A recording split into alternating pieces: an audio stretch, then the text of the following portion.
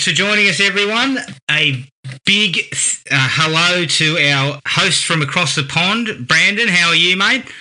Hey, doing well. Glad to be here. Thanks for having me, guys. Excellent. Today's episodes are, I think, our biggest episodes yet. Jared, is that a fair assessment? Oh, absolutely. It's been years in the making. It has been. Well, it's been weeks in the making. It took about 2 hours this morning to get together, so it's been a difficult time. But today's episodes we're starting off with, I've actually given them a title. Hey, you okay? Oh, damn enchiladas! Rating the Friday the 13th franchise. I like it. What an iconic line, yeah. We are going deep into the franchise. Forget about Crystal Lake Memories. That's crap. This is where it's at. So we are going to run through this entire franchise from top to bottom, rank everything we can find, look at all the what the fuck moments, the everything that surrounds Crystal Lake. It's going to be exhaustive. So, strap yourselves in. Could be a very entertaining series of episodes. So to get started, I'm just going to go ahead and just give you a couple of little bits of trivia, very minor trivia about the actual franchise. There's been 11 films. I'm not counting Freddy vs. Jason in this. There's been 11 Friday the 13th films, a total budget of $55.9 million, so $5.5 million per film, really, if you're breaking it down, and a box office total of $351.6 million worldwide. So not bad bang for your buck, I think, based on the budget. And this, if this is to be believed, because I haven't actually checked this out deeply, but Jason allegedly kills 151 people.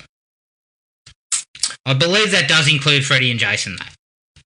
Yeah, I think the biggest question, though, is how much is food poisoning killed? Yeah, let's have a quick... I'd like to stack his kills up against how many people have drunk the water down there. Yeah, how many times times he busted in and found someone dead on the toilet seat already or something like that. or the numerous accidental deaths that I forgot were in this, just people fucking biting it out of nowhere. Jason's not, the most deadly thing, I guess, here at Camp Crystal.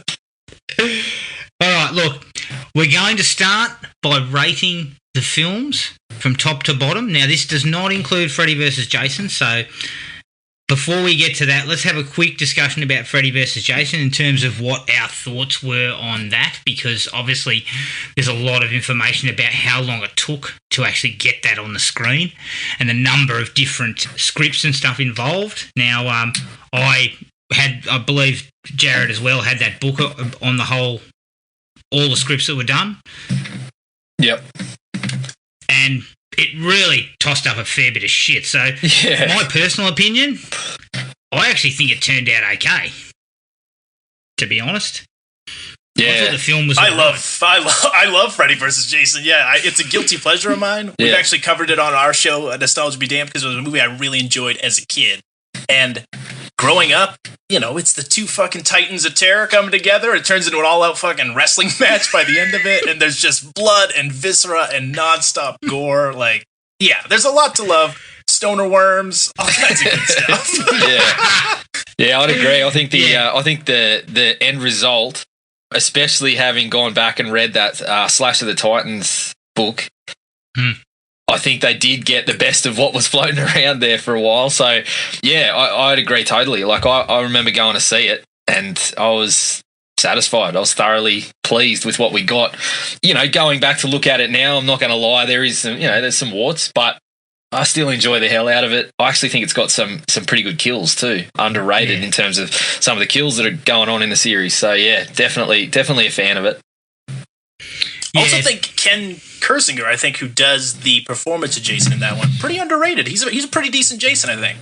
Pretty intimidating in a way. Yeah, I think they did. Totally the design is solid without being one of my favourites, but I thought he did a really good job, and he's got the size over Kane Hodder. Like Ken Kersinger is tall as well as beefy, whereas Hodder's a little bit shorter. So I was pretty happy with him. Yeah, I wasn't disappointed in him at all. I think it would have been nice to have Kane Hodder. I think it would have actually for the heavy duty fans like us, it might have been more just interesting to have Kane Hodder and Robert Englund. Yeah. But at the end of the day, you're talking about a studio movie. I think they ended up spending like $30 million or something on it. So yeah, at the end of the day, if they had to cut someone, they were gonna. Well, I think, quite frankly, I think it did just come down to the size. Like, Robert Englund's not a big man, but when you got a guy who was physically taller in stature, it made Jason look like a fucking giant compared to Freddy, which was probably the deciding factor, I think. I've read a little bit about it, and I think that came into it, as well as other things. Obviously, Kane was not pleased. He made that pretty clear a few times. Yeah. Yep. Which, fair enough. Yeah, I mean, he's given a lot back. He's been really good about doing the conventions and engaging with fans, and really loved the character, which some of those guys didn't. That was refreshed for me reading Crystal Lake Memory, where some of them were just like, it was a fucking paycheck and I moved on. The movie's a piece of crap, and so yeah, I love. Yeah, what I found funny about that, Jared. Some of them had moved on back then, but now they're hitting the convention circuit because their signed photos were $30 a pop. Yeah, we'll have a listen to Roy. Roy thinks the film is an absolute turd, but his tune has changed when he realised he could cash in. People would give him $20 for a smile and a photo. Jesus! I tell you, the photo I'd really love signed is the two Jay and Silent Bob, the Jay knockoff. This fucking guy from that movie. Oh yeah. Ooh. Yeah. One of the most grating characters. And yeah, there's just a bunch of, as much as I love it, there are some weird things going on. Because it's, of course, 2003, so they're really getting into a lot of CGI, so it's CGI heavy, which I'm never a fan of. But then you got the weird, like, Robert Englund, how sweet dark meat subtext that we just don't need. Yeah, we couldn't go without that. No. But the whole cornfield scene, that whole like massacre, is one of Jason's best kills, I think, on screen. That whole bit there. It's gold. There is some good stuff there, a little inventive, and just to get to the point of cameras rolling, I think was a fucking feat unto itself. Like, just to come up with some sort of story that vaguely made sense to get these guys together. Definitely. I think it's a pretty decent one, and out of the Versus movies we've got so far, still probably the best, you know what I mean? Absolutely. You know what, too? Reading that book just showed me how much shit was getting thrown up there, though.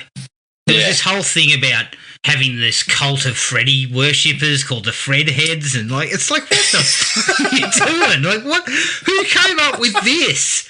Why would you think this was a good idea? And it was actually really well-known screenwriters who were coming up with this crap. So I agree. Like, I think, a few people kicked the shit out of the two guys who ended up writing it. Is it Mark Shannon and Damien Swift? Yeah. But I think they did the absolute best they could possibly have got. And judging by what they said in the Crystal Lake Memories doco, a fair bit of their stuff got removed. Yeah, well, some of the stuff that they came up with was pretty good. I thought the whole thing about the police trying to keep Freddy under wraps and bringing back the Hypnosil and all that sort of stuff was a solid setup for getting both characters together. Totally agree. Are we happy we've covered that? Because I believe that's the most successful, and it is actually the only one I ever saw in the cinema. Yeah, it made something like $80 million in the States, and I think was the biggest or most successful horror film that year. Yeah. Or right around it. This is also the year of the Texas Chainsaw Massacre. That's right. Yeah. Yeah. Slightly off tangent, but I enjoyed that too. Yeah, exactly. I don't know where I'm going, but yeah. Sorry, shit. Jason. Is that next, Adam? The Texas Chainsaw Massacre? Texas Chainsaw Massacre. Fuck. I can tell you now, mate. We could do hours on the Matthew McConaughey one. Oh, God. The what the fuck? I'll gladly sit through 2 over the Next Generation. Yeah. Yeah, definitely. Next Generation. Definitely. I mean, what was he doing? It was early in his career, no doubt. Yeah. Okay, so that's Freddy vs. Jason out of the way. Now, just to add to the three of us giving our thoughts on the franchise from bottom to top, we've also got a friend of the show, Luke, who's provided us with his thoughts that I will sprinkle throughout.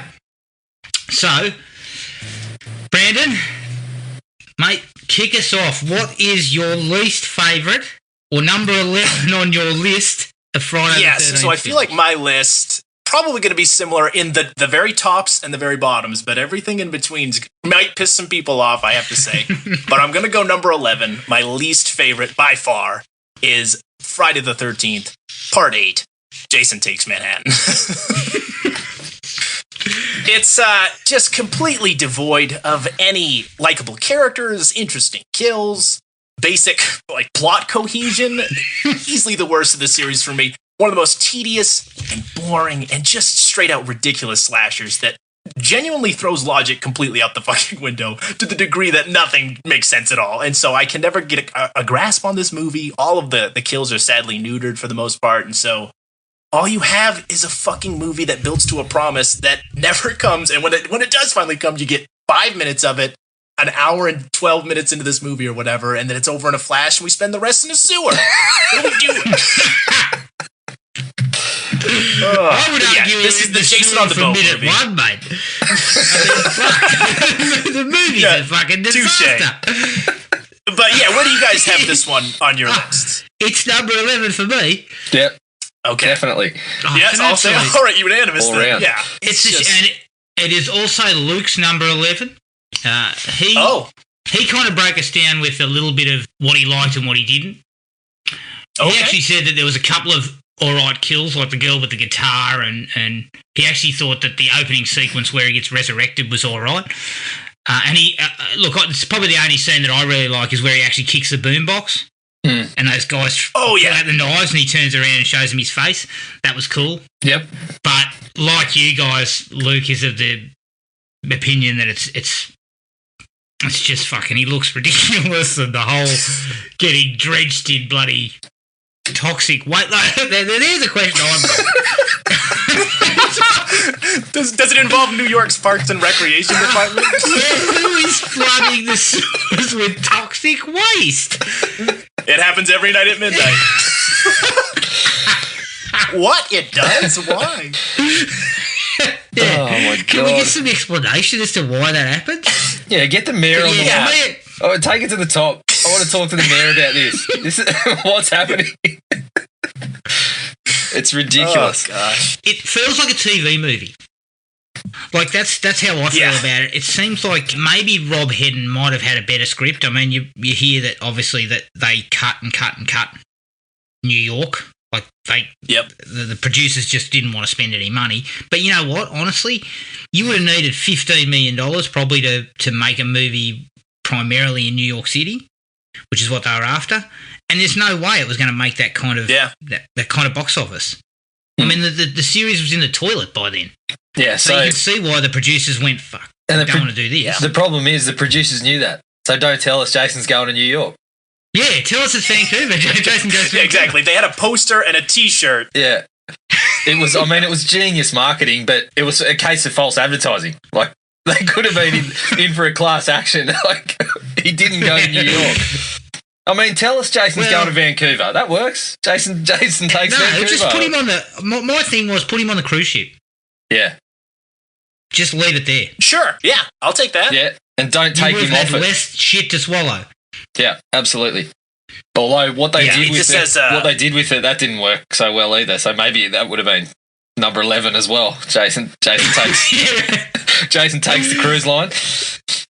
No, well, with the characters they've got, it would be, because the lead of this, Rennie or Remy, she's just a, fucking wet blanket of a character. Her backstory's so ridiculous, and like her stupid hallucinations of a character she's never met. Why is this happening? It's just dumbfounding. Plus, there's one. Well, I guess we'll get this into this. I'll save this for the what the fuck moment. But there's just so many of those as they rattle on through. Absolutely. This one is just chock-a-block with them.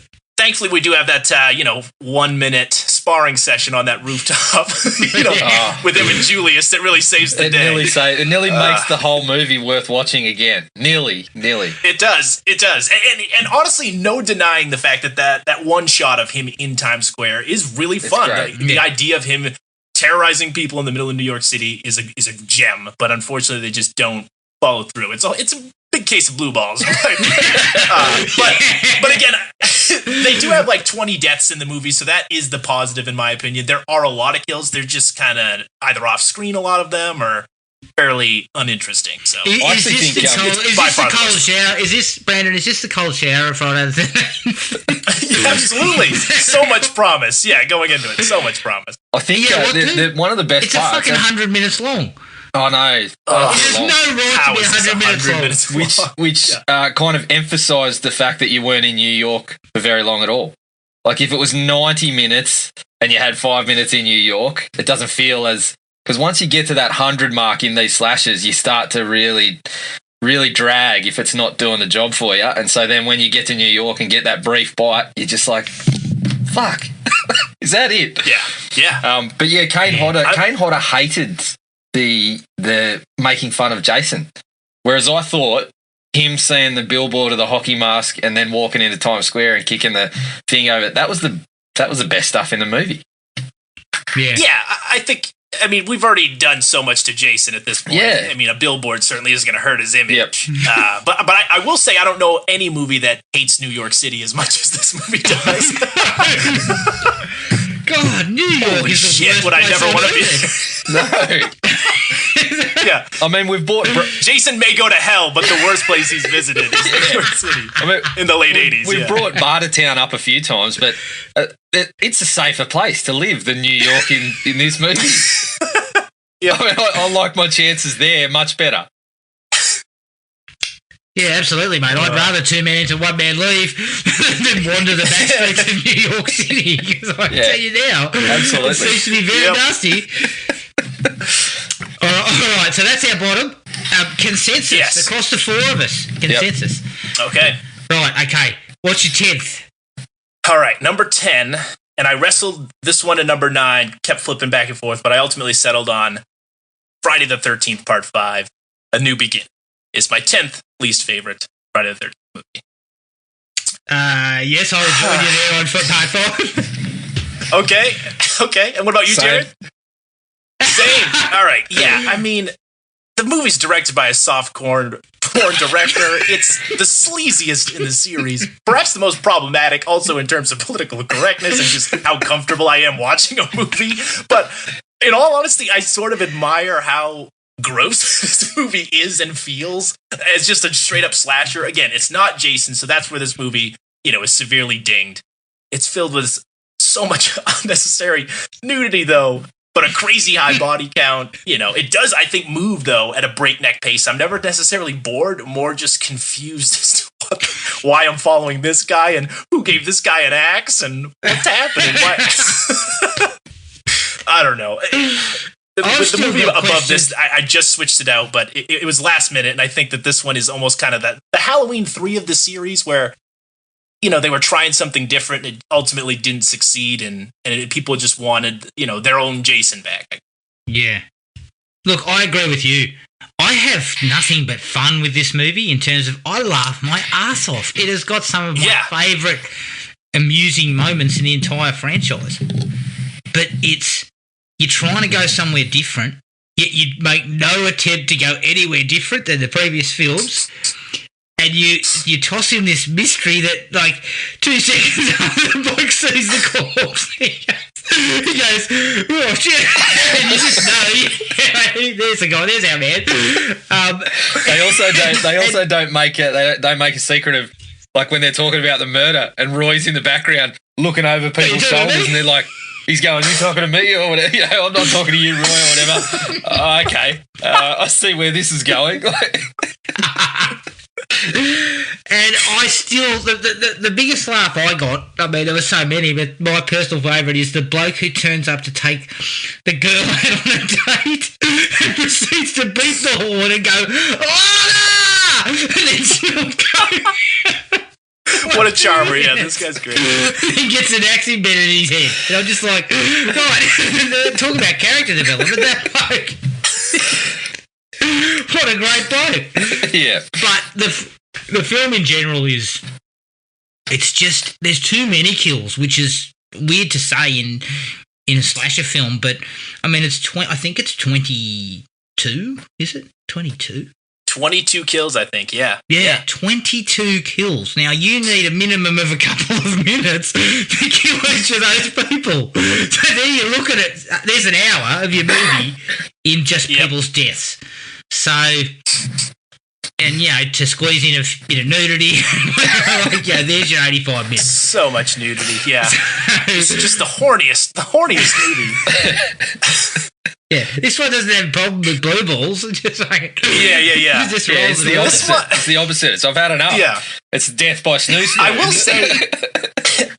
say, and it's a strange series to really do this with or compare it to, but this honestly feels like the sequel that's most like the original movie, which is just a lot of hands, killers kept in darkness. You don't see a lot. It's kind of a mystery. Yeah. It feels like the most original, or the most like the original Friday the 13th than any of the sequels, but I feel like people just, don't like it because it's not what they grew to like about the series. And that's where I kind of fall on this. Yeah, agreed. Now, Luke's a bit different here. He's gone with Jason Goes to Hell. Interesting, okay. Which, look, he enjoyed the ambush at the start. Some of the kills he really enjoyed, especially the tent. Oh, of course, yeah. Just remember it. And, of course, Creighton Duke. Who doesn't love Creighton Duke? One of the best characters. But he didn't like the look of Jason, and the supernatural elements were just out there. So he's got that at number 10. To segue in, where do you guys have this one sitting? I was going to say, honestly, it's a good segue because that is my number 9. And it was the one I was fighting with most, where do I want to put this? Agreed. I had it at 9 as well. Where does he have a new beginning? Number 7. Number 7, okay. He's got it at number 7. Right. And look, he loves Demon. Who doesn't? Yeah, Demon, I feel bad for not mentioning Juana Man himself, Miguel Nunez. The Return of the Living Dead, not the first member of that cast to show up in here. I think Tommy Jarvis is also the lead in that movie. He shows up number 6. But, Demon's Enchiladas. One of the best. Look, Demon's going to get plenty of talk later on. He's really exactly, going that's to what get I some thought. But, so I think he enjoyed it a lot more. He was a big fan. He was more of a fan of the body count, which I can kind of understand, I guess, in the sense of these movies were ramping the body counts up by the time we got to part 5. So expectation was probably, you're pretty keen to see that. So he had it at number 7, so a little bit higher. But like I said, number 9 for me is Jason Goes to Hell. I admire the swing for the fences that this sequel takes. I do not like where it lands. It's an ugly looking. It's very sluggish. It's unintentionally hilarious at times. It's ultimately a misfire but isn't without some moments of really inspired gore effects and some just hilarious moments, ironic entertainment. But it's just largely weighed down, in my opinion, by an awful mythology that they try to shoehorn in here, and a refusal to really establish a solid tone throughout. It just feels like this movie doesn't know what it wants to be. But that being said, there are just so many jaw-dropping moments in this that I can't. It's a fun fucking watch. I rewatched this maybe more so than some of the ones a little higher on this list, just because of the batshit crazy nature of it all. Agreed. It's trying something, and I remember when we looked at this, Jared, we both sort of said, at least they were having a crack at something else.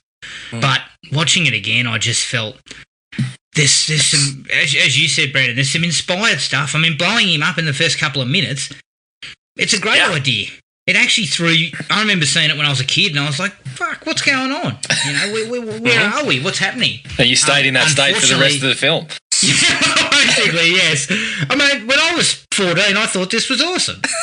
I thought was awesome. Yeah. So, but ultimately it's let down by the fact that it's never a good idea to bring in long-lost siblings and things like that and try and sort of create this mythology that never existed. Yeah. And it's even more problematic with Jason because he is such a one-note type of character. Like, there's not a lot there to Jason's mythology. He drowned, his mum went crazy, and then he came back for revenge. That's really what we have.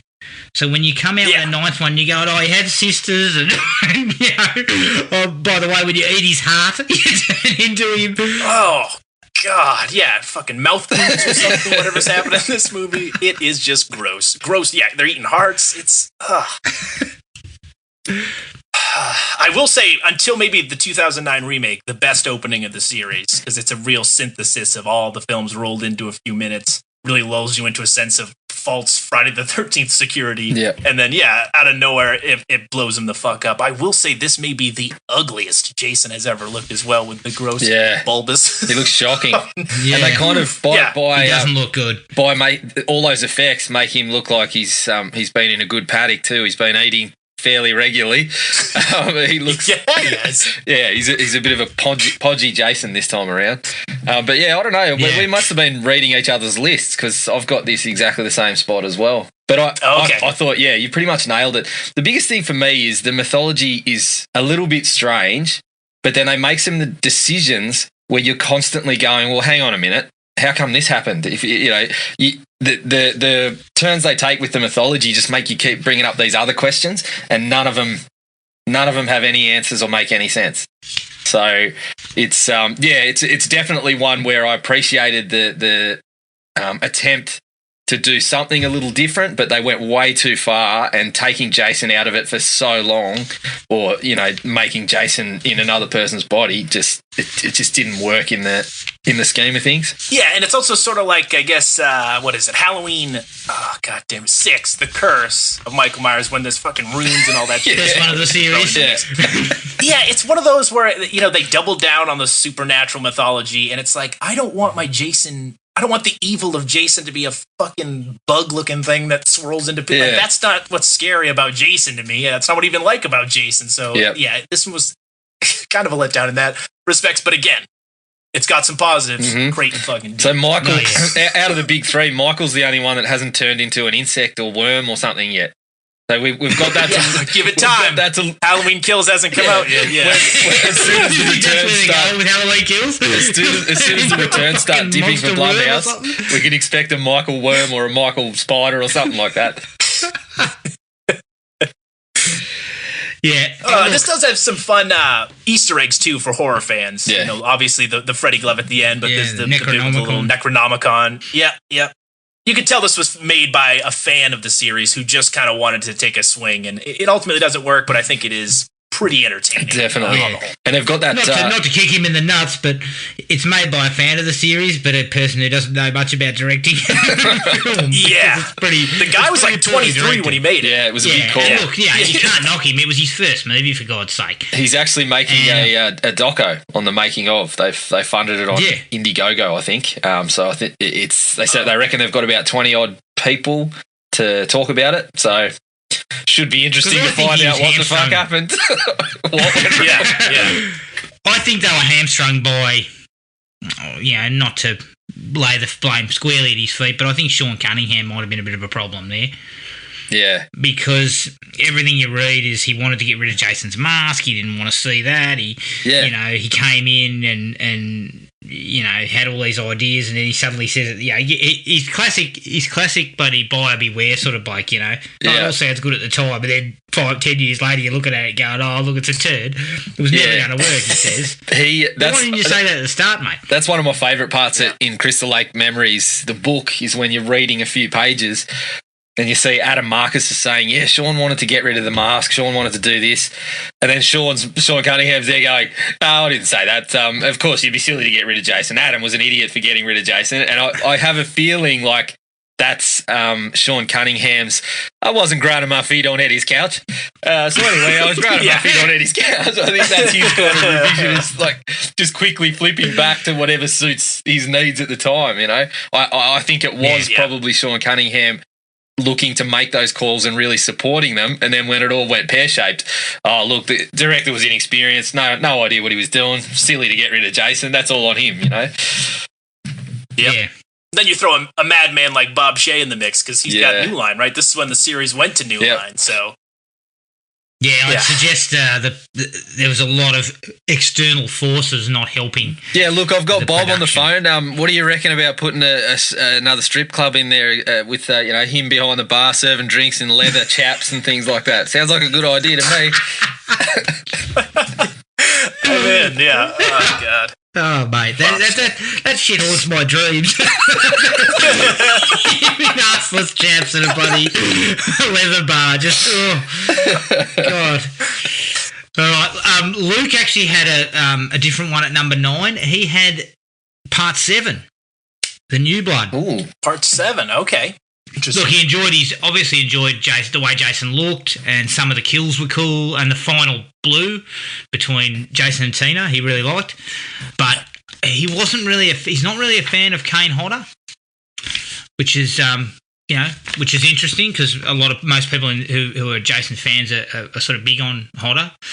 Some shit ass characters, and basically he also mentioned the fact that the censors had cut out so much gore. Yeah, it's pretty neutered, I think, by the MPAA. Now, I actually had Part 7 quite high. I had it at number 4. Yeah, it's 4, yeah. So for me, same. I have 7 at number 6. Number 6, right. 7 at 6, yeah. All right, well, look, let's keep going up through your list and we'll get there and we'll give our thoughts on the film. Okay. All right. Well, yeah. So from here on out, this is where it's going to start straying for many people, I'm assuming. So, I'm sharpening my axe as I speak. Number 8, I have Friday the 13th, Part 3. Ooh. Part 3? Yeah. So, I mean, I like how it establishes many of the Jason traits we know and love today. For me, it's ultimately pretty forgettable, especially when it's based on any sort of the kills or the characters. It's a movie that was heavily influenced by the 3D craze, and in my opinion, suffers due to its unnecessary use of the technology and trying to frame every other goddamn shot in 3D. Which I guess if you've got your 3D glasses on at home can be fun, which I've done before. And yeah, that's always a good time. But for me, I don't know. This also does the.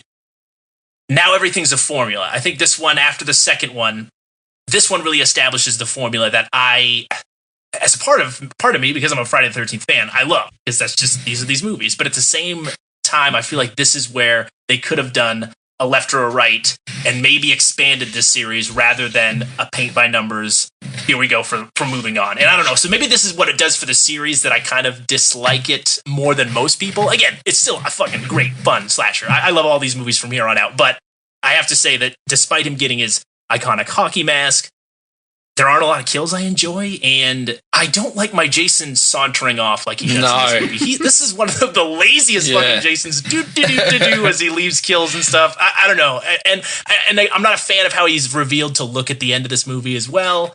So that kind of factors in. But what do you guys have? I'll jump in because mine is the same. Now this was one of about 3 or this was one of about 3 or 4 that I was constantly juggling back and forth, but. The big thing for me is, as you said, I appreciate the fact that they got the mask and established some of those things. I hate Shelley.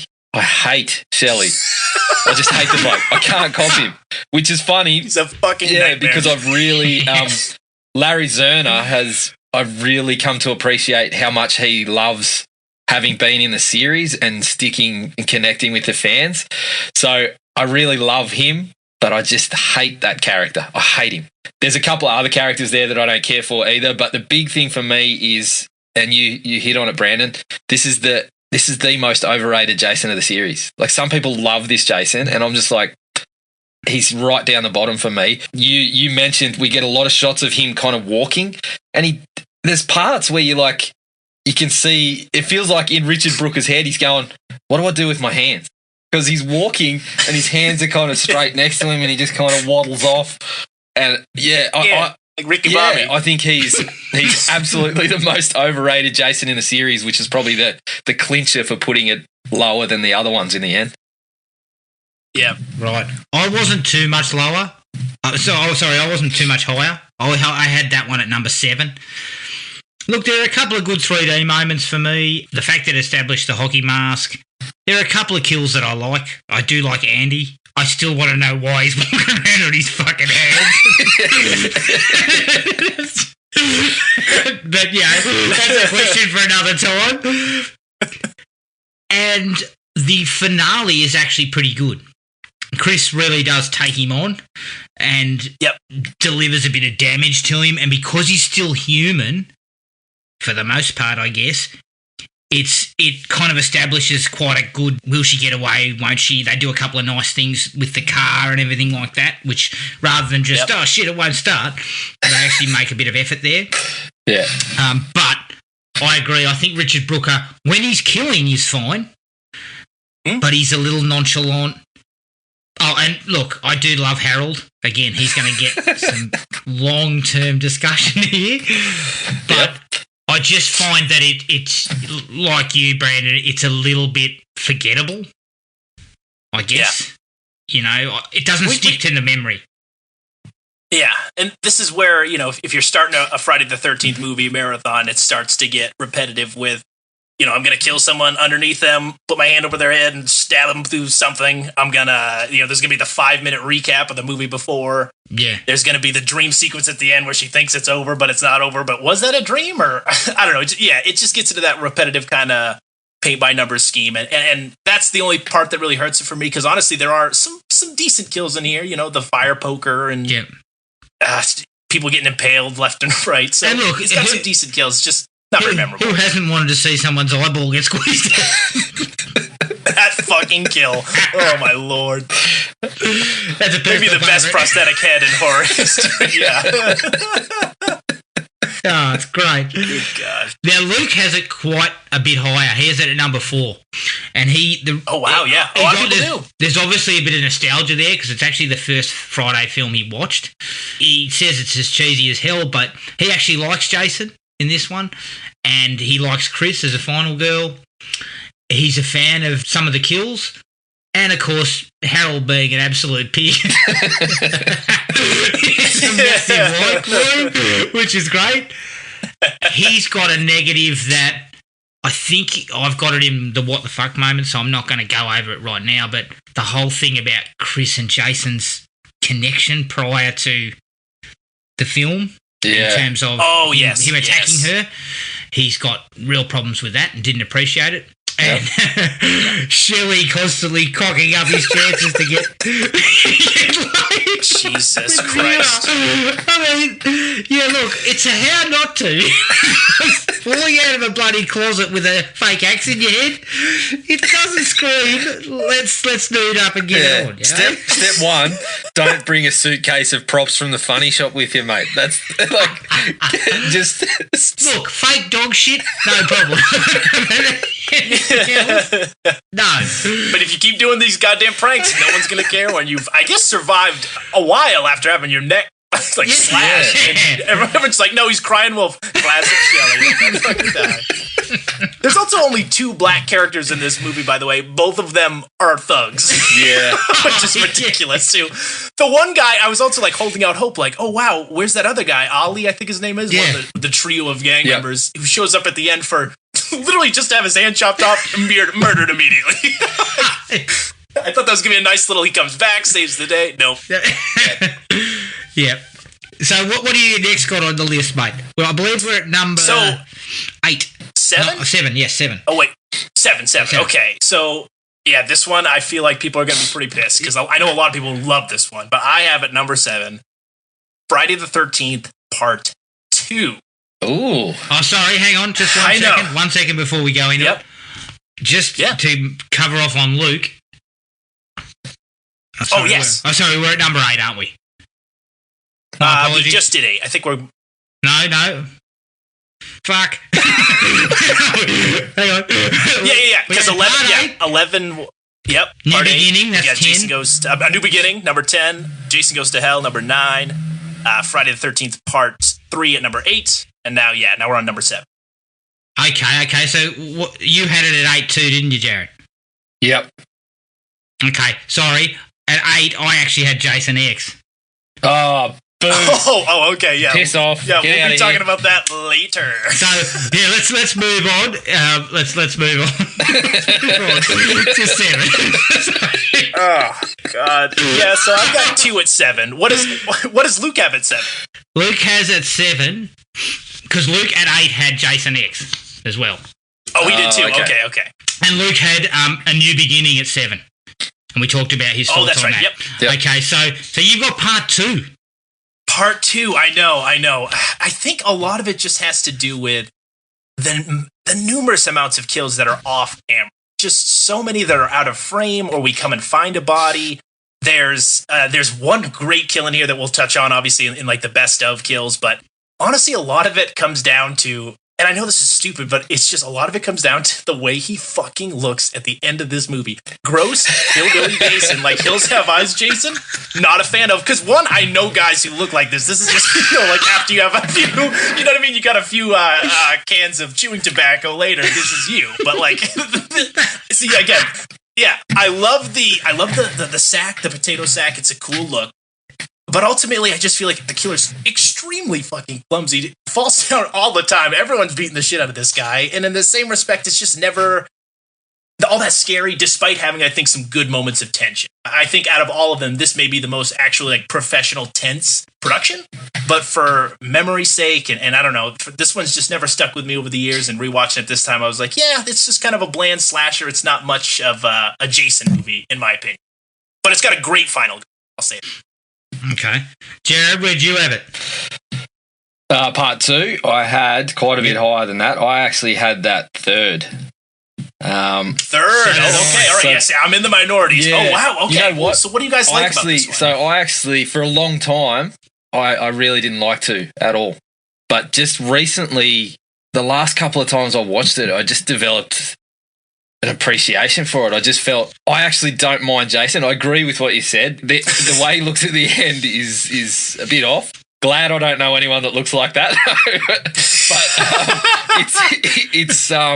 I just feel like Ginny is really strong and covers over a few of its issues. I like that it starts to bring in a bit of that storytelling mythology about Jason, and the fact that we stepped into Jason for the first time, and I think it's got a couple of good kills in there. So it sort of jumped up the list for me recently, mainly because I really developed a much stronger appreciation for Ginny being probably one of the best final girls in the whole thing. So yeah, sure. Yeah, I had it a little bit higher than that. Yeah, I would totally agree. I actually found it a notch above the first one, so everything's done a little bit better. Ginny is fantastic. In terms of characters in the entire franchise, she would be as well-rounded as they get. Like, they do a really good job of actually giving her some backstory, going to college, psychology degree, the whole thing in the bar where she talks about Jason and Paul's trying to tell her, he's just a legend and all this sort of stuff. And the way she uses that, it's great. Yes, the kills, I think they would have been much better had they have not been edited to shit. Like, they've obviously been edited quite heavily. And I actually think it's quite tense. There's a number of good jump scares in it that work. So overall, I've got a lot of time for this one, and it's one that I can... And plus, it's super brisk, mate. It's 82 minutes, I think. It's really brisk. So they do a really good job in a short space of time. So I'm a fan. Yeah, never dragged for me or anything like that. I think... It's got kind of a weak opening too, in my opinion. I don't like the fact. Like, I don't even know how he finds fucking Alice or what's going on there. Yeah, there's some questions there. Call her? Some big questions on that shit. The guy doesn't know how to fucking use a broom, but he can find his way. He can track down someone in another city, make phone calls. Yeah, there's lots of questions there. Yeah, and I honestly just don't remember any of the other characters besides Ginny. And that's also kind of where it hurts, is it doesn't have a lot of the quirky side characters that even if they're annoying, I can at least like point at them and be like, well, that guy's at least funny and dumb. I want him to die. This and that. These are just kind of a bland slate of characters in my opinion. But admittedly, probably one of the best final. Yeah. Luke actually had it as his number 2. Oh, number 2. Yeah, he's actually a very big fan of it. Best final girl of the franchise and all that psychological stuff he really liked. He thinks Sackhead Jason's quite imposing and creepy. He loves the deaths of Mark, the guy in the wheelchair, and Jeff and Sandra when they're impaled. Yep. And this is my personal favourite of his thoughts. It also highlights that if you stay at the pub, get shit-faced and make it an all-nighter, you'll survive. Which, that's right. Ted, I believe... Ted rolls out for he's not on the piss before he's getting killed. I totally agree. Unless you're in New York, Jason's yet to turn up at the local and sort of, cut a swath. So yeah, and that wasn't even that was a bloody diner, wasn't it? So yeah, if you're at the bar, you're fine. Yeah. Don't worry about him. Yeah. His negatives are actually more like the lack of gore because of the editing and the whole thing about Warrington Gillette being credited as Jason. Yeah. And basically the information is he essentially did only one part, which was jump through the window at the end. Didn't want to turn up and play Jason, but happy to sign autographs as Jason. yeah, exactly. He's a classic example of what we spoke about. Yeah. I think this also has the lowest kill count of the series. Yes. It's at 9. So, you know. And I think in a way, part of the reason again why I like this is they use their time more wisely because they're not killing every person that waltzes across the street. You know, like, because there's only about 10 kills, it's 85 minutes, but you've actually got pretty much 45 to 50 minutes of actually developing a little bit of motivations. And that's why I think Ginny comes off really well-rounded at the end. Yeah. It's also directed by Steve Miner, who's a really decent horror director anyway, Lake Placid, Halloween H2O. But this one here honestly does feel more like a Halloween movie from the way he's stalking his characters, and there is a lot more emphasis on the tension of the movie. And I think that's why Steve Miner is really trying to replicate John Carpenter throughout a lot of this. And I don't take that as a bad thing. It's just a different flavor from what I typically go for in my Jason-type movies. But again, it's a well-made sequel, just for me. Falls a bit short just because it doesn't have those memorable kills. Yep. Fair enough. But we're on to middle of the road here. Yep. This is number 6. Number 6 for me is Friday the 13th, Part 7, The New Blood. We mentioned that earlier. Honestly, a movie that's grown on me in estimation over the years. I didn't like this one as much as a kid, which is funny because it's the most really fantastical of them all. You know, it's basically Carrie versus Jason, but it's got a nice little high concept plot twist to the Jason story. I really like the lead girl here, Tina. She's pretty solid. Kane Hodder, this may be my favorite time he's played Jason. He's really imposing here. The effects of Jason look great. This one, really the biggest negatives all come down to the kills because almost every single one is cut away from. There's not a lot of blood. It's just unfortunate the MPAA kind of brutalized this one because if not, this could have been, 1 or 2 notches up in my opinion. But ultimately, forgettable teens, similar to number 2, I believe. With just, I don't have a lot of the side characters that I find a lot to like in. Other than Tina, of course, is a great. Sure. As I said before when we were talking about it, because Luke brought it up a little bit lower at number 9. I had it at number 4. It's not a smart movie, by any means. It's dumb as dog shit, but I think that it's enjoyable. Like, there's something fun about the entire package. They get the idea of having all those kills crammed into an 80-minute movie much more successfully than, say, a Part 5. And look, at one point I believe there's a lot of sex happening too. I mean, at one point three different groups are having three couples, 3 couples at one time, and we cut 1, 2, 3. So this is your allotted sex time. Take care of it. Yeah. So what do you reckon? It must have just been at that stage of the party. Like, did someone just say, right, we're going to have sex? What do you guys think? You up for that? You got that room, we'll have that room. There's a van out the back. Let's all just do it at one time and then we'll come back to the party. Like, I don't know how it all just broke out like that. Do you maximize FaceTime?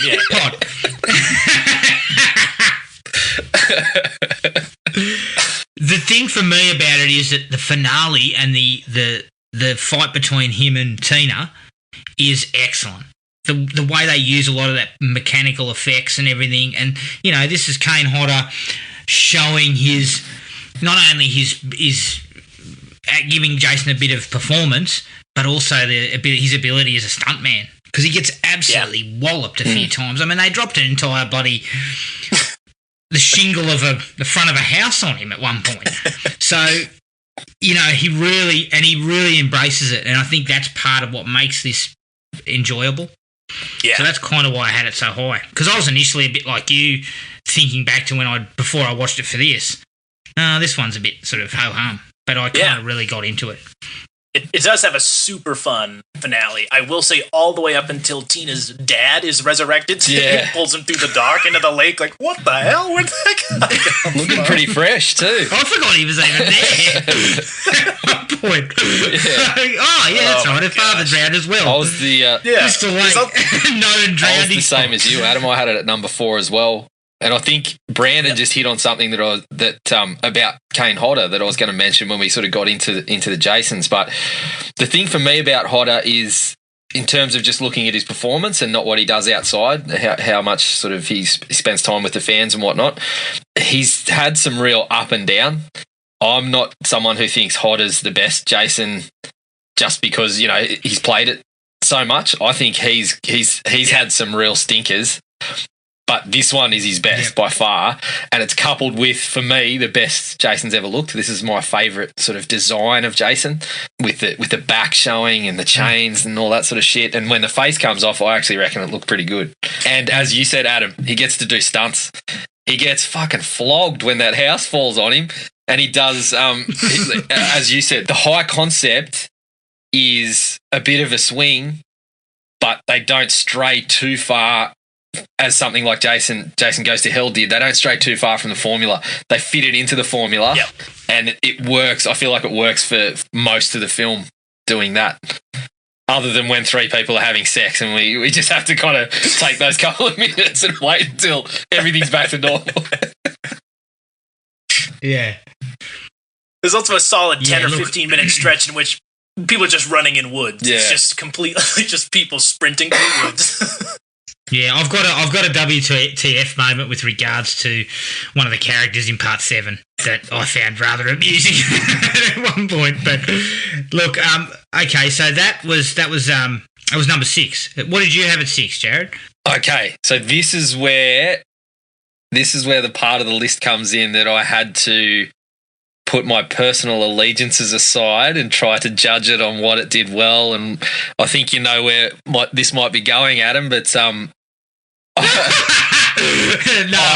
I had Jason X, and I fucking love Jason X, but I just kind of had to look at it up against what some of the other movies did and what Jason X did. I love what Jason X did, taking it to such a far extreme, and again, basically just still doing a Friday the 13th movie, but using space as a vehicle to throw a couple of little subversions on the tropes. My big problem with Jason X is they started off with one of the best kills in the series, and then the creativity of how Jason was going to kill people just dropped off. There was so much you could have done there. A couple of the comedic moments didn't work either, but yeah, I mean, when we get into discussing that a little bit more, when Brandon gets onto it on the list, we'll sort of go down that track a little. But yeah, I have to state for the record that I fucking love Jason X, and I would probably watch it over 90% of the other movies. But in the cold light of day, it probably has to sit there on my list. Yeah, I completely agree with you, Jared, which is why it's my number 5. You haven't seen it on the list yet, but here we go. Jason Excellent. X, my 5th. Look, my number 6 was the remake. Ooh, okay. Oh, okay. Yeah, I thought the remake, honestly, was pretty good overall. And as probably as best as you could have got it. It had moments that were absolutely stupefying. I mean, Christ. The guy is running a very impressive electricity setup down in his lair he seems to have. But apart from some of those things and a little bit of shit character work, there's some characters that you barely even know. The opening 20 minutes is outstanding. It is probably the best. It's basically the best the Friday the 13th franchise has been, I think. That 20 minutes is rock solid. It basically just gives you everything a Friday the 13th movie should be, and including making Jason menacing for the first time in about 6 films. Yeah. And the fact that he runs, the way he kind of attacks that bloke who finds the pot crop, he just looks up and he's standing there and he just charges at him. Like, he really makes that stuff tick. Once we get past that, look, it's not as enjoyable, but overall, I think it's a solid remake. That was my take at number 6. So what does Luke have at number 5 before we get into this Jason X? Oh, sorry, we're still at 6, aren't we? 6 oh, no, my 6 was New Blood. Yeah, he has it at 6. Luke has the reboot as well. Oh, okay. Yep. Yeah. So he liked Derek Mears as Jason. First 20 minutes was just top notch. Look, he actually likes the underground tunnels because it gives Jason a valid reason of being able to move stealthily around and all that sort of stuff. He didn't like there's some CGI stuff in the blood spatter and that he didn't like. He didn't particularly like Mr. Redneck. The redneck bloke who seems to be... And he also didn't like the ending with the jump scare that kind of comes out unnecessarily. But that's his number 6. We'll talk a little bit more about it when you get to it within your list. So number 5 for you, Brandon. Yeah, I think I've got mixed up on the list here. I'm just going to drop them, but I don't know where we're at. 5, 6, whatever. Okay. Yeah. So 5 for me, was Jason X. So Jason X. I mean, if leprechauns and Cenobites and critters can go to fucking space, let's bring Jason up. 2455. It's just absolute ridiculousness, but I feel like the filmmakers know it is, and they never cross that line for me where they are trying to make a bad movie. This is them. I feel like we're trying to make an earnest sci-fi horror movie with a few comedic bits, but that is unintentionally hilarious at almost every turn, but also has some some really good kills, maybe the best kill of the series, one of them for sure. It's got just some...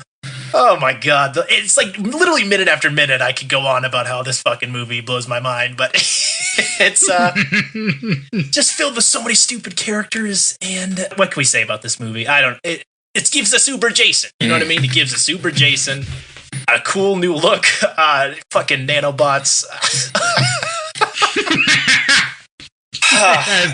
Look, the things that I love about this, the simulated Camp Crystal Lake scene, the fact that 25 people I think are murdered in this movie. There's a bit of action in it as well. You can tell they're bouncing from trying to be everything from Aliens to Silence of the Lambs in the beginning of this, and like they're just grabbing from everything, and most of it doesn't stick. It's got some of the most reprehensible characters. That stoner kid Isaiah or whatever who gets his arm cut off, like. Half of these characters I want dead instantly. But I gotta say, Brodsky, like the badass guy, Sergeant Brodsky, dude. Love Brodsky. Pro Brodsky, yeah. But yeah, I mean, the robot girl, MKM or whatever her name is, what is happening? I don't know. Yeah, fair question to ask. What is actually happening? Because I had it much lower down. I had it at number 8. Yeah, and I can see that. So did Luke. Oh, yeah, well, yeah, understandable. I know it's filled with poor dialogue. Most of the CGI looks like shit. But for some reason, I feel like this is one of the most, if not the most entertaining, minute-by-minute entry in the series, honestly. Again, a movie that I almost had at number 4, but I thought to myself that if I put it at number 4, I'd never be able to do it myself. I was in the same boat, mate. I'm sitting there at number 1 going, Jason X. No, I can't do it. I just can't do it. Started higher, yeah. It's like, but yeah, you're right. Like, I love what it tried to be in some ways. I think when we got Uber Jason, Kane Hodder actually kind of changed his performance a little bit. Like when you see Uber Jason there, he's kind of puffing the chest out and doing the big breaths and things like that. And I thought he was really good as Uber Jason. Brodsky, he's a method actor. I love Brodsky, but some of the other characters were just abysmal. And someone like Janessa. Janessa was just grating the whole way through. My biggest thing was like, every time I watch it, I just think, what could have been with the kills? And when you read some of the ideas, you can say, well, that was never going to work because of the budget. Even when you see the one with the video games, I look at that and I think, man, that was a pretty good idea. Like someone getting their head cut off, sure, and then the head starts talking, going, what the hell's going on here? And when they actually chose to go with those monsters in the video games, it just kind of destroyed the whole scene because it looked pretty bad. But yeah, it does have some bits that I just want to go back to over and over, and I probably will very soon. It would seem Luke and I have similar feelings about this one. the Uber Jason's fine. There are some interesting ideas, e.g. the Crystal Lake virtual reality, Uber Jason, the robot, all that stuff's interesting. And the kill of the girl's face that gets chucked in the is fantastic, but the acting for the most part is shit. And that includes Kane Hodder. He's actually quite bad until he becomes Uber Jason. And the CGI is bad. And that's budgetary. But they did have, I think it was $12 million to work with here, so they were hardly working with nothing. And I just think it bit off more than it could chew. What about that sweet Spawn opening credit sequence in hell? And what other movie has a guy intercept Jason just as he's trying to, reboard the Grendel and then ride him like a fucking meteorite? That's right. Where else can you get that? Where else can you get that? A character incinerated in the atmosphere in a horror movie. I stand corrected. Yeah, I can't get that anywhere else, I must admit. And where else can you get David Cronenberg slumming? So weird. Cronenberg could see what we see, mate. I mean, a movie so popular, Mythbusters covered it. They tried to do the Frozen face mask. Right. Apparently, they busted it. That's right. Me and Jared have a thought that maybe they, when Cronenberg got on set, they said, "Look, would you be interested in directing this?" And he laughed heartily. And then you've got me for an hour. I'm busy currently. Yeah, exactly. Yep. Okay, so that's number 5. That was 5 for me. Yep. That's what you had. That's what you had at 5. Okay, Jared, what do you have at 5? Well, I'm going to have to go through my list here because I've got a bit mixed up. So I'm just going to work my way up because I've skipped one somewhere. So at 11, I had Jason Takes Manhattan. At 10, I had Part 5. At 9, I had Goes to Hell. At 8, I had Part 3. 7, I had Jason X. So I've got a bit mixed up there. Part 6. Right, wow. 7. I'm going to be the first one to do it. I've got the original at Part 6. So at number 6, sorry. At number 6, okay.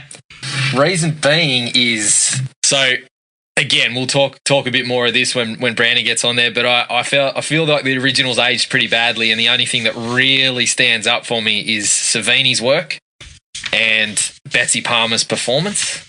But there's a couple of other things that the more I go back to and the more I see the rest of the series don't stand up for me. So I'll quickly skip over that one and get to my number 5. My number 5 is the remake. Gotcha. So pretty much what you had said previously about the first 20 minutes being outstanding. I really like Derek Mears, but there's a couple of seedier elements of the film that don't need to be there. It feels a little bit like Marcus Nispel just kept that Texas Chainsaw Massacre vibe and brought it over to this one when I felt like it didn't need to be. I'm here nor there on the tunnels. There's parts of it that I like, but as you said, I didn't really need to know how Jason got around pretty quickly, especially now that he can run.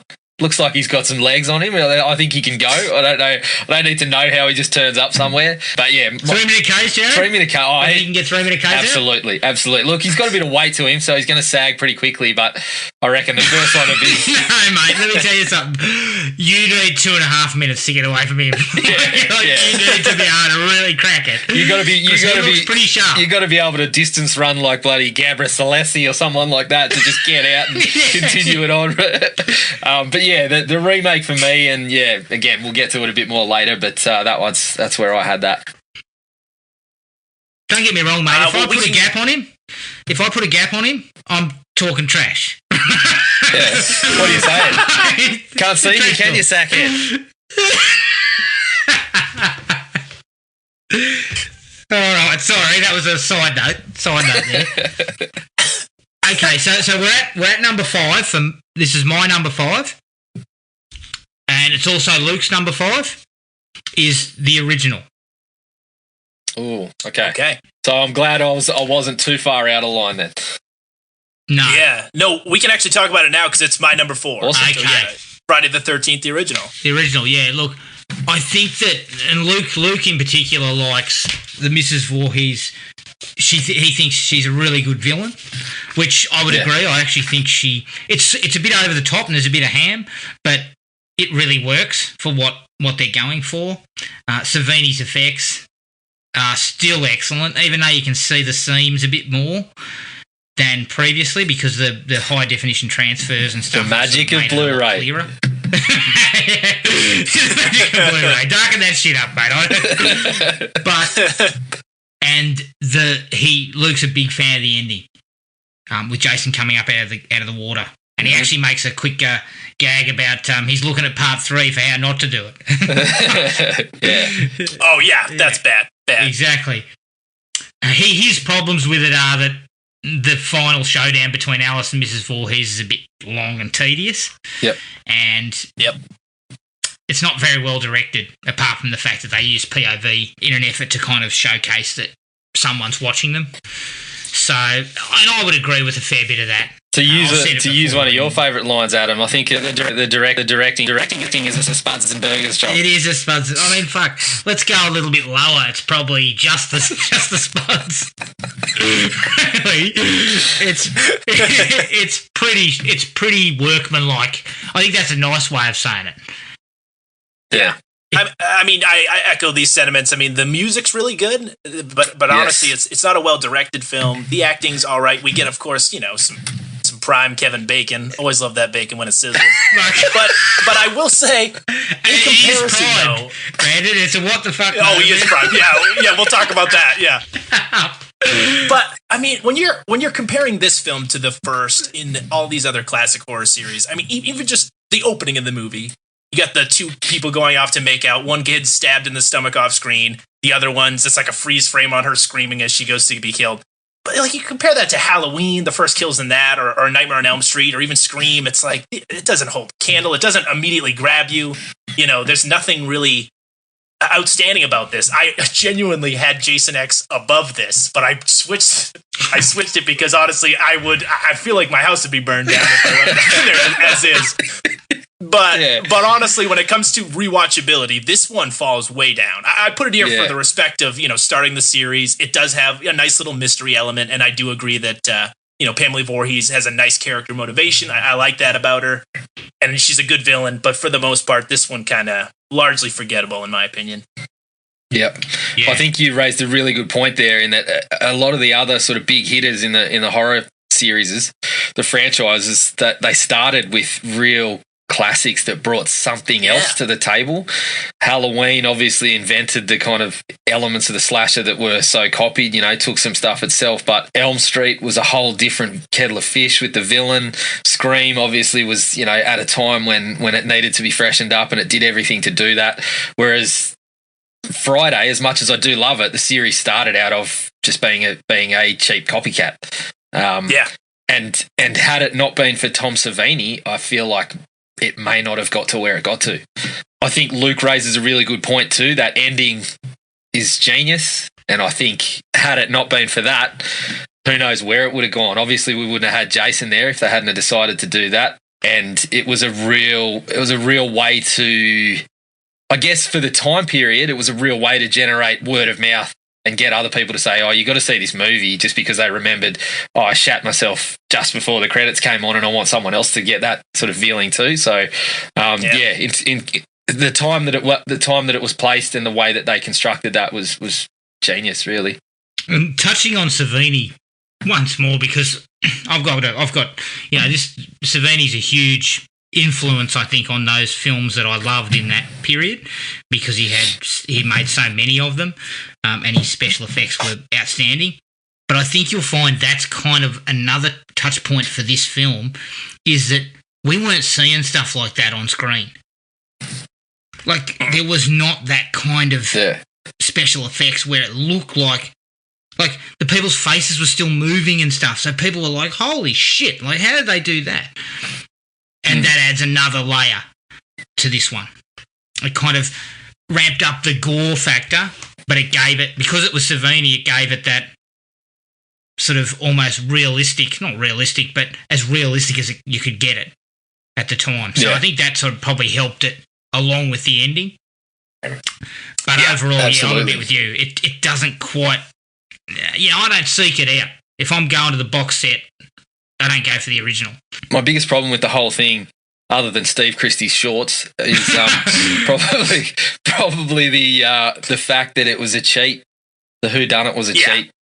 It's a cheat. Especially given Pamela Voorhees was really strong when she was on screen. I know it would have been hard to make it a mystery, as you said, Adam. They weren't hiring Agatha Christie to write the script, so it feels like, that had they introduced her earlier, it might have been easy to pick. It might have been easy to sort of to get along with that, but at least you would have had the chance. Well, just kind of thrown her in the diner at the start and just had her go, "Are you talking to me?" Well, it worked for Roy. Yeah, that type of red herring sort of stuff. Yeah, probably. Give something for Crazy Ralph to catcall at. But yeah, you just had to. I felt like you just had to give us a chance. And so when you see the ending, I actually loved the finale, the taking off of the head and whatever. But I just couldn't shake that feeling of you didn't give me a chance. The other thing is you tend to see Alice wander around a lot. Like when we get down to it, she kind of wanders, goes into a cabin, kind of walks around the cabin for a bit, puts something in front of the door, whips up a cup of tea. Cup of tea, that's right. Now's not the time. Dressed like Luke Skywalker, by the way. Including the hair and the cut. Yeah, exactly. And the other problem you run into when it's Pamela Voorhees as the killer is you don't have that safety net of when a character finds a dead body in some fucking outrageously unrealistic position. You can just go, Jason's a goddamn, giant mongoloid guy. He just threw it up there, whatever. But her, I'm wondering, how the fuck did she arrow this body to the door of this cabin? Yeah, and, you can always tell him the hairy knuckles and all this stuff that you can tell is clearly just hairy knuckles is brilliant. Thanks a lot, Blu-ray. Yeah, exactly. Yeah. There's this little lady's kind of, the head's coming off and here's Bigfoot's hands creeping in the frame. It's... Yeah, she definitely had man hands. It does have my favorite reaction to a kill, though, in any movie. Or I guess a reaction to about being killed when I think her name's Marcy, is about to take an axe to the face and she just sort of stares and screams. And what's hilarious about that is we now know watching the movie, that's just a fucking 75-year-old woman there standing with an axe run away or do something. She just stands there and it's like, here's my death, I'm accepting it. It's up there, but just for a tangent, my favourite reaction to a kill in the movie is still Gavin Wood in Houseboat Horror, Adam, when he walks around the corner and finds a body and goes, oh shit, what sort of arsehole would do that? Yeah, that's right. He also follows it up with, have a look at the scenery, you'll bar up. Genius. Yeah. The kills are just largely inconsistent. I mean, the most graphic or violent thing that happens is this fucking snake murder on screen where they hack it apart with a hatchet. Cannibal Holocaust style. That's right. Surely Tom Savini could pull off a fake dead snake, couldn't he? Exactly. I mean, Christ. Yeah. I mean, you're cutting away to all these other deaths, but this one, they're like, no, we want this one on camera. Yeah, Tom Savini can work a human head and make it look semi-realistic when you're killing them. He could come up with something, couldn't he? Yeah. Apparently the owner was crying when they were doing it. I'm thinking, oh gosh, I bet. What sort of contracts did you sign where you couldn't just say, nah, that's my snake, I'm leaving? Just gonna stand there and wait, you're going to kill it? Yeah.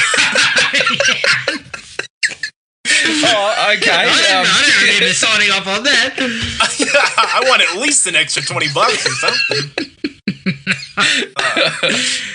All right, okay, so that was number 5, correct? Or number 4? That was your number 4. That was 4, yeah. What did you have at number 4, Jared?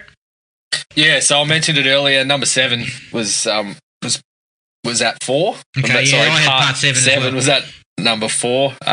Mentioned briefly that I was a fan. I feel like this is the one that took a swing and kind of made it work. So yeah, that was at number 4. Yeah, and Luke had part 3 at number 4. Yep. Which we've already talked about. Okay, so your third choice on the list, Brandon. Yeah, my third one, I know a lot of people are just like, why the fuck do you have this high? But I gotta say, I kind of enjoy the Friday the 13th remake. Out of all of the remakes that we've gotten of these classic horror properties, I'd say this one is up there as maybe the best or one of the best, it's up there. Genuinely. That doesn't necessarily mean it's all that great, but the opening 20 minutes of this, you guys mentioned it earlier. I remember seeing that in theaters, and when the fucking title card of Friday the 13th come in, after they've just murdered, I don't know, 6 or 7 teenagers, I remember sitting there like, is the movie... Oh, what just happened? Did they just pull a Departed where I'm halfway through the movie? I'm like, oh, fuck, I forgot what I was watching. Like, that shocked me. And yeah, it condensed. It's probably the best 20 minutes in the series, and it's why this movie's so high. I do agree that after that 20 minutes, it takes a bit of a dive. We get, Trent, my favorite character in the series. I love Trent. This guy's the worst. Absolute asshole, but I still can't get over the bit where he tries to sort of cozy up to his girlfriend, and then she goes, do you want to go for a hike? He goes, oh, I love hikes. She goes, oh, yeah, now you do. She walks off, and he goes, can you get me a beer? I just love him, mate. He's just an absolute prick. He's one of the most delightful assholes I've ever seen in horror movies. He's so, even just, when he's part of the dialogue and the back and forth and whatever, he's just hilarious because he's such a prick.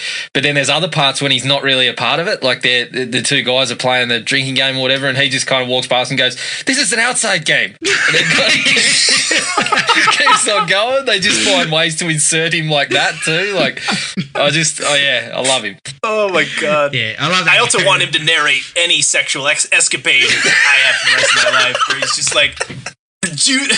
Stupendous tits. So juicy, dude.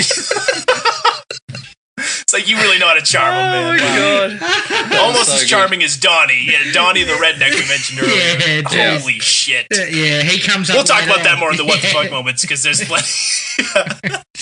But there's a lot of well shot carnage in this movie. Marcus Nispel, who did the Texas Chainsaw Massacre remake, knows how to shoot this shit.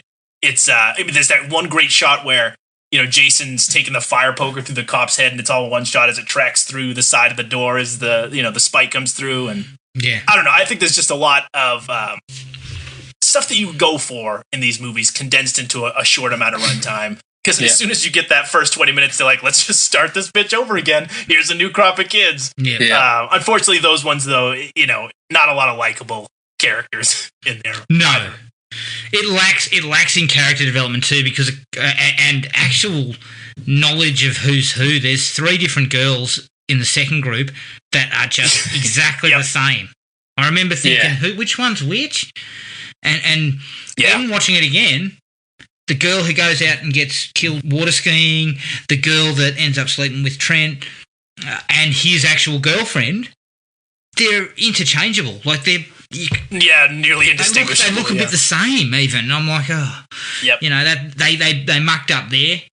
And my other dislike is probably that whole thing about she looks like his mum, and he's been keeping her. Sure, yeah, they're doing that. I think the rehash in number 2 anyway. Or I do appreciate the fact that this movie tries to throw the first 3 movies in there anyway to get you a nice condensed version of Jason, who he is and how he came to be. Yeah. But I agree with not only the lack of characterization. When we talk later on about the final girls, I had trouble figuring out which one of these is the final girl, because some of them are so inconsequential to the plot and don't do too much towards, I guess, the last 10, 15 minutes. You're like, oh, I guess this one's the one we're going to follow. Okay. Yeah. I got similar feelings. I think you're pretty spot on, Brandon, that it does a really good job of taking stuff from the originals, even part 4. Like Jared Padalecki is essentially doing what Rob was doing in part 4, but they just play it a little bit differently. And I think for the most part it is done really well. One of the little downers for me was killing Jenna at the end. I just felt like it's going to sound weird, but I don't feel like the Friday the 13th movies are a place for the downer ending, like where you get to the ending and go, oh, well, someone's safe, but geez, there was a real kick in the guts on the way, because you know most of them are going to have some sort of stinger at the end, and I feel like the stinger doesn't work if you haven't put us in a safe place before that. Yeah. So to get Clay and Whitney out, you're kind of like, okay, they're safe, but shit, you copped a hit at the end there because you thought they were all going to get out. So yeah, that was one of the things that sort of took some points off for me. But I don't think you've gone too far out of place there, putting it up that high. I think it is a really good entry in the series. Yeah, I do agree that it's just it's front loaded after, and especially after Trent goes, after he's taken out, it's a sharp decline. It's got a kind of a poor finale, but I think everything leading up to that's pretty solid, despite having some really dumb characters. And yeah, you mentioned earlier a few seedier elements that don't sit well with me. 11 years later. Yeah, agree. Where are we thinking Jason served his apprenticeship to learn his sort of electrical skills? The locksmith, the blacksmith, this guy's got it all, yeah. The bloke builds better tunnels than Rambo did. Rambo's had years of practice, Rambo. Yeah, plenty of trips down to Bunnings or Home Depot in America there to get all his equipment and sort of wire it all up. I'm not sure how he managed that, but yeah, we'll let that slide. Yeah. So I had part 2 as my number 3, and we talked about that before. Yeah, I was the same. Yeah, you had part 2. Luke has actually got Jason Lives. Jason Lives number 3. is his number 3. Yep. So, what is your number 2? Yeah, so this all came down to literally one thing. The top 2 movies here, I can rewatch any day of the week. They're some of my favorite slashers, but it all came down to one thing about the placement of where I put these. And number 2 is Jason Lives, because there's no nudity. There's no nudity in my Friday the 13th movie. It's literally got almost every single thing match to match, but when it all... Exactly. When the chips fall into place, I gotta say that it's just not quite a Friday the 13th masterpiece if there's not a little TNA. But it's got everything else, man. I mean, this is the end of the Tommy Jarvis trilogy. It's the first one that actually has fucking children at the camp. It's an actual running camp, summer camp, which is nice. And you know what? There's a whole lot of Alice Cooper in there, which always tickles my fans. Yeah. But this is also where they get the the self-aware, which is really fun, and I love this. This is where it gets ironic and funny, and it also cements him as the supernatural being, the undead serial killer that we all know and love. So totally agree. Yeah, definitely. I had it at number 2 as well. Kind of meta before that sort of stuff was popular. Strangely enough, I'd even go as far as to say, it kind of almost has a Scream vibe in the way it's dealt with. I think Tom McLaughlin is actually really talented, and he does a fantastic job, not only under the confines of having to actually bring Jason back after the shit show that was 5, and the way he did it with the kind of gothic horror, the Frankenstein type of element, all of that stuff. And I think even though there's 16 kills, I think there's 16 kills in it, he gives each of those characters a little bit of something to do and something likeable about a lot of them. And that's very difficult in these sorts of films. So I think this doesn't have a single wasted kill. Yeah. And actually, if you read Crystal Lake Memories, it was actually only going to be 13. He wanted to have an exact 13, but they added the death. They added the couple at the lake. And the couple at the lake, which you can see are shoehorned in. You can actually see that. So I think I actually felt it would have been even better had they have left it at 13 and actually added the thing he was going to have at the end with Elias Voorhees and he'd been looking after Jason's grave and all that. I think that would have been really cool. So I really enjoyed it. Luke is also a huge fan of it. He loves the meta humour and the gothic tones. The resurrection's excellent. He really likes, and I agree, Thom Matthews as Tommy. I'm a fan of Corey Feldman, and I think he's good, but I think this guy is actually the best of the Tommies. And he loves the soundtrack. One of his only problems. How could you not? One of his only problems is something that I'd like to bring up too, and it's in the what the fuck moments, but he's got a problem with the aggro paintball guy.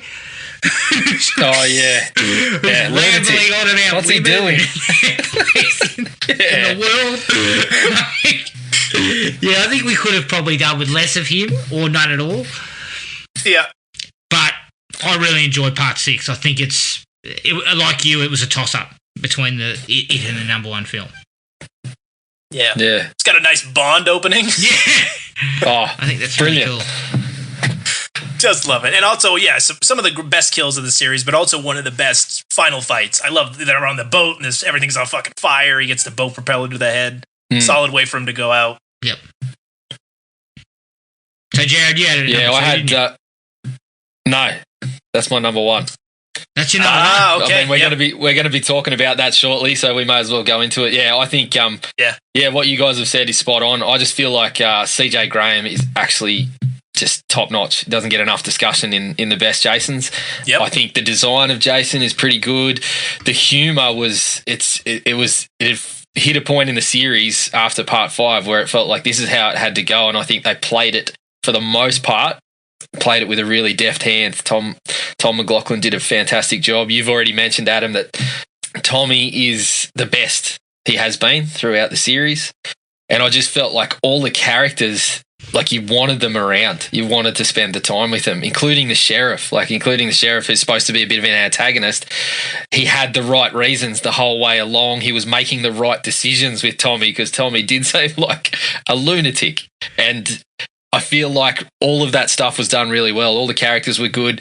And as I mentioned to you, Adam, I don't want to sound like too much of a scumbag, but I think the girl is really good looking in this one. So.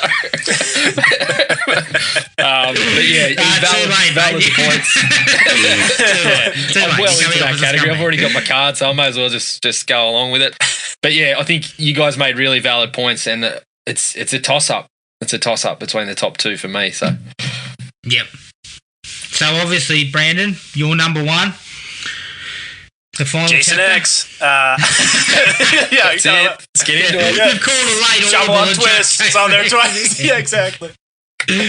Yeah, the final chapter. I mean, it's got an amazing, opening set of kills. Gives us a central character to root for, Tommy Jarvis. I was, especially watching this when you're younger, you really identify with him because he's a horror hound. He's making masks and all this weird shit.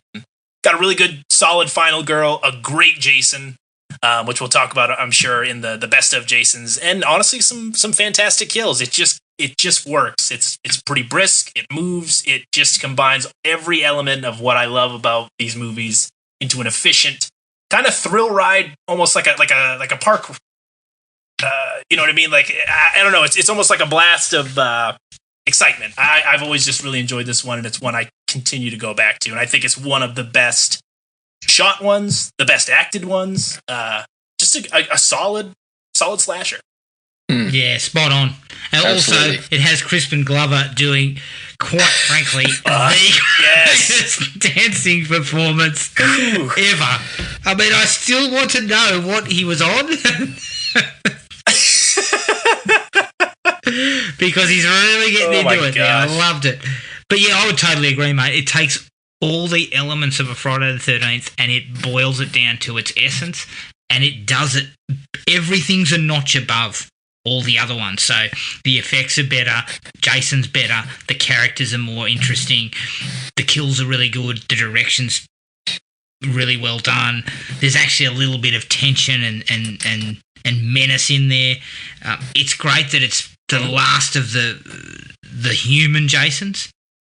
So it actually gives Jason a bit more, there's an element, again, as what I said about part 2, is the whole idea that, will she or won't she survive? Can she kill Jason? That type of thing, when she starts, Trish starts duking it out with him. So I think everything about it is excellent. Yeah, I think, again, Brandon, you raised a really good point about Tommy being like a really relatable character, because anyone like he's just us, he's a character that anyone that got into these movies generally got into him around the age that he is in the movie. And so I like how they rolled that, as well as a little bit of Tom Savini into the character with his little mask making and all that sort of stuff. I think that was super relatable. Crispin Glover just I mean, he just carries sections of that middle part and makes them super entertaining. He's such a strange unit. He's just a really strange bloke, but he makes something that could have been just another bland Friday the 13th character really interesting. Like you read Crystal Lake Memories, and the amount of people in there that are like, oh yeah, they gave me this dialogue, but I thought I'd punch it up by being, giving it this backstory. And then you watch the movie and you're like, well, you're one of those kind of bland ones. Crispin Glover actually did it. He actually made a guy that you were interested in seeing on screen. His little insecurities and his back and forths with Teddy are just hilarious. And I feel like Ted White was the first one to put all the things about Jason together and do them all really well. Personal favourite is 6, but I got no problems with part 4 being at the top because it's right there with it. Yeah, absolutely. Luke also has it at the top. He's pretty much echoes our sentiments. The FX work is excellent. Jason is great. Some memorable characters. Jason's death is awesome. Yeah. And probably could have spelled the end of the series beautifully. Like, it would have actually ended this series perfectly, essentially. They got greedy, obviously, as you do. Well, but, I mean, we never would have had Jason X, so it's all for the best, mate. Fine by me. Yeah. Sacrifices had to be made. Sacrifices had to be made. Jesus Christ.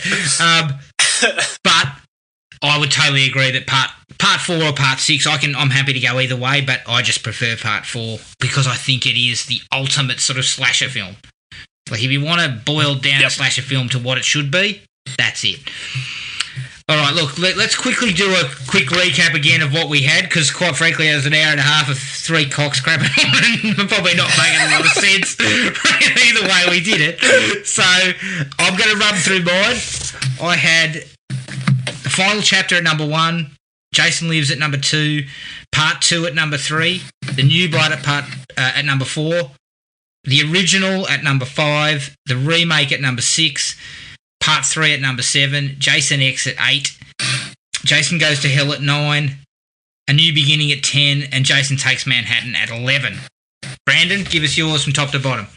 I had the final chapter at number 1, Jason Lives at number 2, Friday the 13th remake at number 3, Friday the 13th original, number 4, Jason X, number 5, The New Blood, number 6, Friday the 13th Part 2, number 7. Friday the 13th Part 3, number 8. We've got Jason Goes to Hell, number 9. A New Beginning at number 10. And Jason Takes Manhattan at number 11. All right, Jared? Yep. So I had Jason Lives at number 1. Final chapter at part 2. Number 3, I'm getting mixed up again. I'm saying parts and numbers everywhere. Number 3, I had part 2. Number 4, I had The New Blood.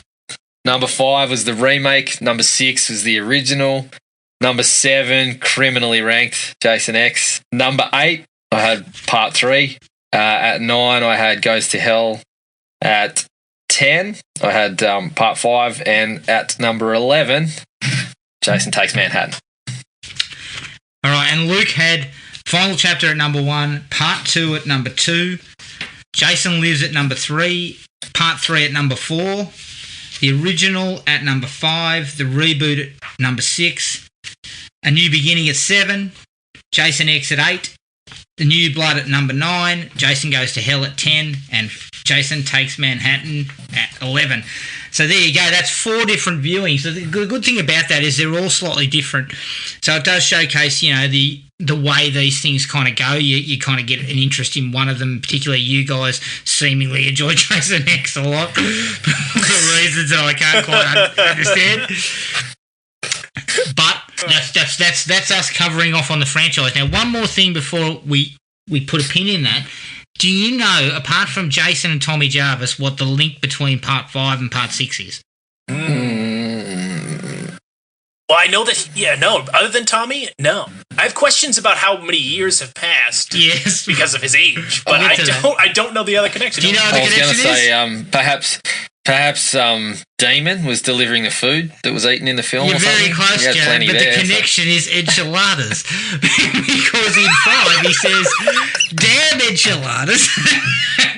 And in 6 the copper has the whole enchilada when he's watching the chase between Megan and the police. So, a little bit of synergy there between the films. Luke brought up the whole enchilada. He loves the whole enchilada. But, Demon starts it all with some damn enchiladas. All right, that is the franchise ranked, top to bottom. Big thank you to Luke, too, for giving us his ratings. Really, very much appreciated, mate. We appreciate you getting involved, so it was really good. Find the podcast at Podomatic or on iTunes. Don't forget to rate and review. Like us on Facebook at Thrill Me Podcast Australia or contact us at thrillme, all one word, all lowercase, at iinet.net.au.